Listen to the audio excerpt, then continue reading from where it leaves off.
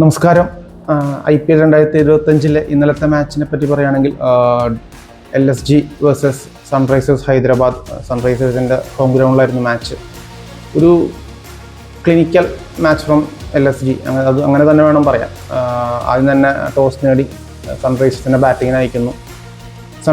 സൺറൈസേഴ്സിൻ്റെ batting style എല്ലാവർക്കും അറിയാവുന്നതാണ്. അതായത് ഔട്ട് ആൻഡ് ഔട്ടൊക്കെ അറ്റാക്ക് ചെയ്യാണ് അവരുടെ ഒരു സ്ട്രാറ്റജി.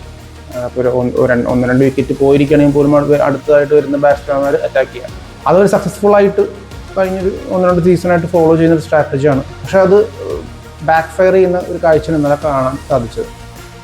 അവർ 190 സ്കോർ ചെയ്തെങ്കിൽ പോലും ആ ഒരു ഫ്ലാറ്റ് ട്രാക്കിൽ അതൊരു സഫിഷ്യൻ സ്കോർ ആയിരുന്നില്ല, ഒരു മാച്ച് വിന്നിങ് സ്കോർ ആയിരുന്നില്ല.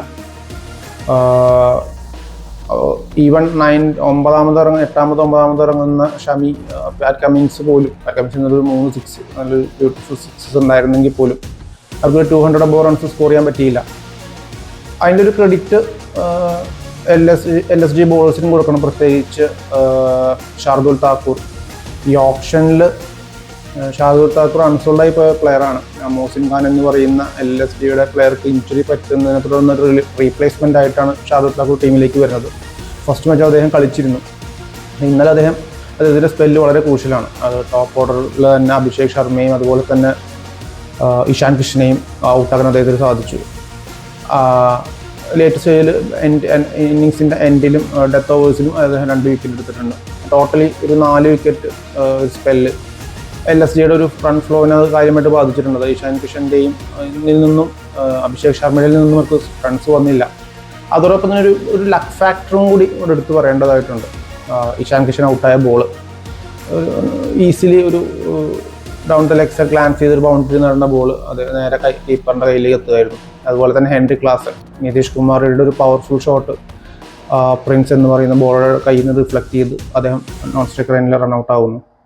ഒരു ലക്ക് ഫാക്ടറും കൂടി LSGനെ ഇന്നത്തെ മാച്ചിൽ ബോൾ ചെയ്തുകൊണ്ടിരിക്കുമ്പോൾ അവരുടെ ബോളിംഗ് ടൈമിൽ സഹായിച്ചിട്ടുണ്ടെന്ന് വേണം പറയാൻ. ബാറ്റിങ്ങിലേക്ക് വരികയാണെങ്കിൽ LSGയുടെ ചേസിലേക്ക് വരികയാണെങ്കിൽ ഒരു ക്ലിനിക്കൽ ചേസ് തന്നെയായിരുന്നു. ഓപ്പണർ ഏതൻ മാർക്കറ്റിന് ആദ്യ ഓവറുകൾ നഷ്ടപ്പെട്ടെങ്കിലും മിച്ചൽ മാർഷ്, നിക്കോളാസ് പൂരൻ്റെ ആ ഒരു പാർട്ണർഷിപ്പ് അവരുടെ മാച്ച് ഈസി ആയിട്ട് ഫിനിഷ് ചെയ്യാൻ സഹായിച്ചു. നിക്കോളാസ് പൂരൻ്റെ ഇന്നിങ്സ് എടുത്തു വേണം. 26 ബോളിൽ 7 റണ്ണാണ് അദ്ദേഹം അടിച്ചത്. എല്ലാം ക്ലീൻ ഹിറ്റ്സ്.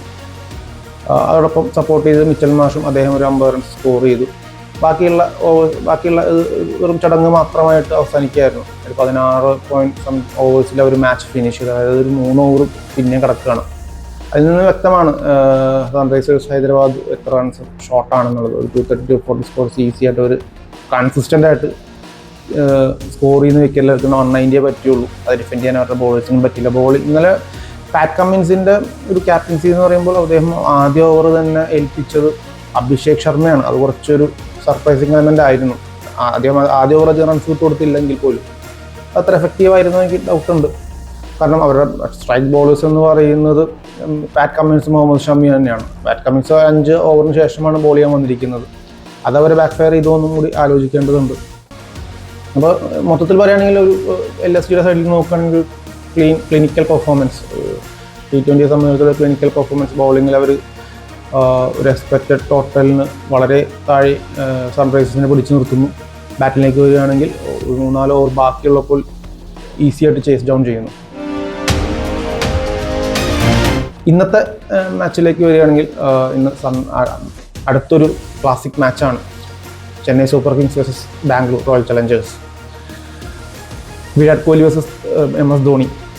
അങ്ങനെ ഒരു ഫൈറ്റോ ഹെഡ് ടു ഹെഡ് ഫൈറ്റോ ഒന്നും ഇല്ലെങ്കിൽ പോലും 2 ടീമിലെ 2 സൂപ്പർ സ്റ്റാർസ്. 2 ടീമും ആദ്യത്തെ മാച്ച് ജയിച്ചിട്ടാണ് വരുന്നത്. 2 ടീമിനും ഒരു യങ്സ്റ്റർ ക്യാപ്റ്റനാണ്. ചെന്നൈ നയിക്കുന്നത് ഋതുരാജാണ്, ബാംഗ്ലൂരിനെ നയിക്കുന്നത് രജിത് പട്ടിദാറാണ്. ഒരുപാട് സിമിലാരിറ്റീസ് ഉള്ള കുറേ കാര്യങ്ങൾ ആ 2 ടീമുകൾക്കിടയിലുണ്ട്. ഒരു ടൈറ്റ് മാച്ച് തന്നെയാണ് പ്രതീക്ഷിക്കുന്നത്. ചെന്നൈ ഹോം ഗ്രൗണ്ടിലാണ് മാച്ച് നടക്കുന്നത്, ചെപ്പോക്കിലാണ്. ഞാൻ കഴിഞ്ഞ മാച്ചിനും പറഞ്ഞിരുന്നത് കുറച്ചും കൂടി സ്പിൻ ഫ്രണ്ട്ലി വിക്കറ്റ് ആയിരിക്കും അവർ കളിക്കാൻ പോകുന്നത്. സ്പിന്നേഴ്സിന് ചെന്നൈയുടെ സ്പിന്നേഴ്സിന് നോക്കുമ്പോൾ അശ്വിൻ, ജഡേജ ഒരു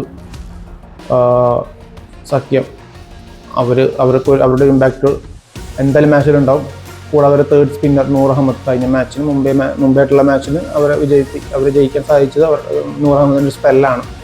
ഇവർ 3 പേരും ബാംഗ്ലൂർ ബാറ്റ്സ്മാൻമാർക്കെതിരെ എങ്ങനെ ബോൾ ചെയ്യും എന്നനുസരിച്ചിരിക്കും മറ്റൊരു മത്സരമാണെന്ന് ഞാൻ വിശ്വസിക്കുന്നു. ഇന്നത്തെ മാച്ചിൻ്റെ ഒരു പ്രൊഡിക്ഷനിലേക്ക് വരികയാണെങ്കിൽ ഗോ വിത്ത് ബാംഗ്ലൂർ. മറ്റൊന്നും കൊണ്ടല്ല, വിരാട് കോഹ്ലി ഒരു പെർഫോമൻസ്, അതായത് അദ്ദേഹത്തിൻ്റെ ഒരു ക്രിക്കറ്റ് ലൈഫിൽ തന്നെ അവസാനത്തെ കുറച്ച് വർഷങ്ങളായിരിക്കും അത്. അദ്ദേഹത്തിന് പരിചിതമല്ലാത്ത ഗ്രൗണ്ടും അല്ല ചെപ്പോക്ക് എന്ന് പറയുമ്പോൾ. വിരാട് കോഹ്ലി അടങ്ങിയിട്ടുള്ള ബാംഗ്ലൂർ ബാറ്റ്സ്മാൻമാർക്ക് ഒരു എഡ്ജ് ഉണ്ട് എന്ന് ഞാൻ വിശ്വസിക്കുന്നു. ഇന്നത്തെ മാച്ച് ഞാൻ ബാംഗ്ലൂർ വിജയിക്കുമെന്നാണ് വിചാരിക്കുന്നത്. Let's see. മാച്ചിന് ശേഷം അനാലിസിസുമായിട്ട് വീണ്ടും കാണാം. Good bye.